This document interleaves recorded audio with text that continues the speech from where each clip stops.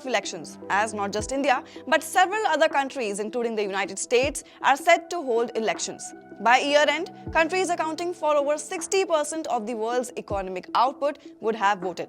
These elections could affect things like trade, currency, exchange rates, and international relations as well. Therefore, let's take a look at major elections across the world and their impact on markets. I'm Shivangi and you're watching India TV. India. India is set to hold Lok Sabha elections in 7 phases from 19th April to 1 June, with the counting of votes on 4th of June. While PM Modi-led BJP is aiming to sweep the majority of parliamentary seats, issues like high prices and unemployment might affect their chances. Notably, the central government has already restricted rice, wheat and sugar exports to control domestic prices.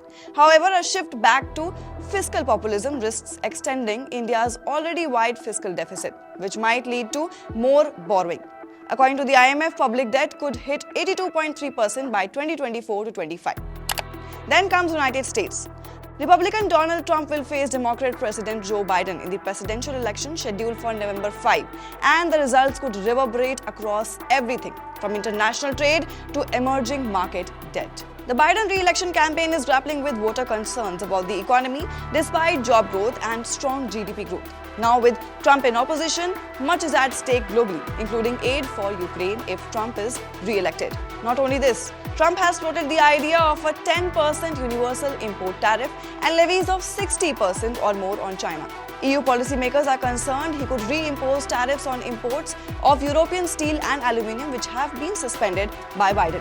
Higher tariffs could fuel inflation, lift the dollar and hurt other currencies. According to Barclays analysts, the euro might fall sharply if tariffs are imposed. Now let's move on to Britain. The general election in the United Kingdom is expected by the end of this year and has to be held no later than 28 January 2025. In May, Britain will hold local and mayoral elections, which will be a major electoral test for the ruling Conservative Party, which is trailing the opposition Labour Party in the polls. Amid a flatlining economy and with households still reeling from high inflation, Minister Jeremy Hunt last month offered tax cuts in his budget to revive election hopes, whereas Labour has set out fiscal rules it would stick to if elected. It also wants closer EU ties post-Brexit, which could lift the sterling. Europe.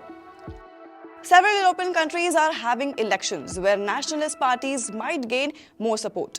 The centre-right European People's Party has kept a lead in the polls even with an anticipated populist surge. Still, securing a majority might be a challenge, possibly forcing it into policy trade-offs.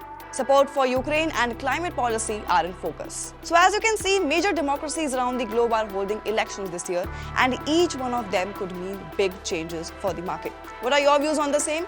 Do comment and let us know. Till then, keep watching India TV.